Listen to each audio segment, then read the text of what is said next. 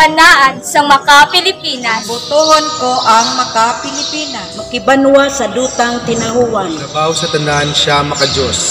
Gani, hindi siya sa kalakasan. Siya makikalinong. Makitawo kag may respeto sa kabuhi kag pamilya. Siya matarong kag patas, makighiupod. Maukod magbulig sa pagpabutwa sang isa kag isa. May kabalaka. Ang ilingon sa isip katawo. Magaukod sa tanan. Siya nagamamilya. Makapatigayon sang kayuhan nga para sa tanan. Siya makalayi.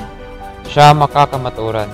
Siya may matinaw nga pananawan para sa bago nga buwasda. Butuhon ko ang isa ka tawo nga makakahilwayan. Isa ka pinuno nga makadunang manggad.